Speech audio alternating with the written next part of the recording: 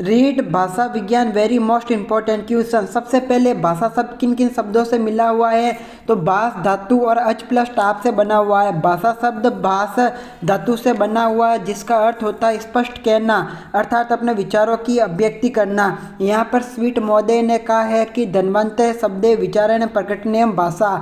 तो यहाँ पर ये सवाल इस तरह से आ सकता है कि ये कथन किसने कहा, तो स्वीट महोदय ने कहा। यहाँ पर अगले यहाँ पर आप देख सकते हो तो पतंजलि ने कहा भाषा वह व्यापार है जिससे हम वर्णनात्मक या व्यक्त शब्दों को अपने भाषा विचारों को प्रकट करते हैं। यह परिभाषा आपके पतंजलि ने दी। दंडी ने अपनी बुक काव्य दर्शन में कहा वाच्य एवं प्रसादन लोकयात्रा प्रवर्तन।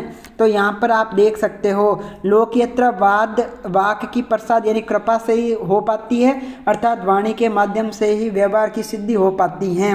यहाँ पर आप देख सकते हो भाषा के दो रूप है, कौन कौन से, तो एक तो है मौखिक, दूसरा आपके लिखित। भाषा की विशेषता क्या है, तो आप यहाँ पर देख सकते हो भाषा एक अर्जित संपत्ति है, भाषा एक व्यवस्था है तथा ये अनुकरण द्वारा सीखी जाती है। भाषा परिवर्तनशील है, सामाजिक धरोहर है, अर्थात समाज विचार विनिमय का साधन है। आप यहाँ पर देख सकते हो दोस्तों रीड के लिए वेरी मोस्ट इंपॉर्टेंट क्वेश्चन है। भाषा प्रतीकात्मक है, भाषा व्यवहारिक दक्षता है, भाषा सभ्यता के साथ विकास पाती है। यहाँ पर आगे आप देख सकते हो भाषा का प्रारंभिक रूप मौखिक है तथा इसका लिखित रूप सभ्यता व संस्कृति की देन है। भाषा स्थूल से सूक्ष्म की ओर विकसित होती है, संश्लेषण से विश्लेषण की ओर बढ़ती हैं। यहाँ पर आप भाषा के विकास के बारे में देख सकते हो। भाषा विकास कौशलों का से प्रारंभ होता है। भाषा के अर्थ ग्रहण एवं अभिव्यक्ति का विशेष महत्व है। ये भाषा के प्रमुख उद्देश्य हैं। भाषा का सम्यक यानी अच्छी प्रकार से विकास हेतु ग्रहण व अभिव्यक्ति पर क्रमबद्ध रूप से बल देना पड़ता है। यानी सबसे पहले आपको श्रवण पे बल देना पड़ेगा, उसके बाद में आपको भाषण यानी कि बोलने के ऊपर बल देना पड़ेगा। ये इसके दो रूप है। भाषा के मौखिक व लिखित रूप के विकास हेतु विभिन्न शिक्षाशास्त्रियों व मनोवैज्ञानिकों ने भाषा विज्ञान के 4 अवयव बताए हैं। कितने अवयव? 4, जिन्हें भाषा कौशल के नाम से जाना जाता है। एग्जामिनर परीक्षा में पूछ सकता है भाषा कौशल के कितने अवयव हैं, तो 4 है। इन कौशलों को भाषा शिक्षण के प्रयत्न ललितागमन विशेष के नाम से भी जाना जाता है। भाषा कौशल का एक निश्चित क्रम और मनोवैज्ञानिक है। उसके लिए आप यहाँ पर देख सकते हो सुनना, श्रवण, वादन, श्रवण या भाषण। सबसे पहले सुनना, सुनने के बाद बोलना, बोलने के बाद पढ़ना, पढ़ने के बाद लिखना।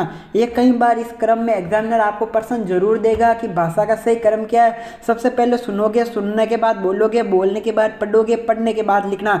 सुनना, बोलना, पढ़ना, लिखना। यहाँ पर देख सकते हो भाषा कौशल में सबसे कठिन कौशल है वो लेखन कौशल है, क्योंकि इसमें विभिन्न प्रकार की मात्राओं की गलती हो सकती है। यहाँ पर मैं आपको कौशल बता रहा हूँ, उसके बाद में मुख्य उद्देश्य, संबंध किस प्रकार से, स्वरूप क्या, विज्ञान क्या है। श्रवण कौशल शुद्धवा अर्धग्रहण होता है, अर्धग्रहण अदा होती है, अर्मुत है, ध्वनि विज्ञान है। ये थोड़े टाइम के बाद मैं आपको यहाँ पर बता दूंगा। भाषा कौशल में श्रवण एवं भाषण का संबंध भाषा के लिखित रूप से है, यानी जो भी श्रवण है वो भाषा के लिखित रूप से होता है। संस्कृत भाषा शिक्षण उद्देश्यों में उचित अनुपात रखा जाए तो साथ ही उद्देश्यों का क्रमानुसार बल दिया जाएगा। जिन उद्देश्यों की पूर्ति पहले आवश्यक हो उस पर पहले बल दिया जाए तथा जिसकी पूर्ति बाद में आवश्यक हो उस पर बाद में बल दिया जाए। ये आपके भाषा शिक्षण के कुछ सूत्र हैं। जिन उद्देश्यों की पूर्ति अधिक आवश्यक उससे संबंधित विषय वस्तु के अनुपात अपेक्षाकृत अधिक होना चाहिए। जिनकी पूर्ति कम आवश्यक हो उससे संबंधित विषय वस्तु का अनुपात कम होना चाहिए।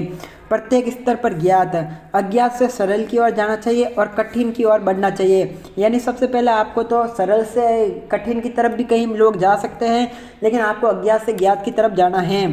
ठीक है, इस सिद्धांत को अपनाते समय निम्न बातों का ध्यान रखना चाहिए। जो सिद्धांत है आपको उस समय अपनाना चाहिए। जैसे विभिन्न उद्देश्यों की प्राप्ति है तो मौखिक कार्य अधिकाधिक करवाए, जो शुद्र है उनका उच्चारण करवाए, शुद्ध उच्चारण यानी कि जो वर्ण है उनको पूर्ण रूप से सही रूप से उच्चारण करवा के विद्यार्थियों को बुलाया जाए। शब्द भंडार में वृद्धि की जाए, श्लोक कंठस्थ करवाए जाए, क्योंकि जब आप संस्कृत पढ़वाओगे तो श्लोक तो कंठस्थ होने चाहिए। शुद्ध लेखन का अभ्यास कराना चाहिए, अनुवाद व रचना का कार्य भी कराना चाहिए। दोस्तों, अगर आप लोगों को ये संपूर्ण क्लास देखनी है तो आप मुझे कमेंट सेक्शन में कमेंट करो और वीडियो को लाइक करो।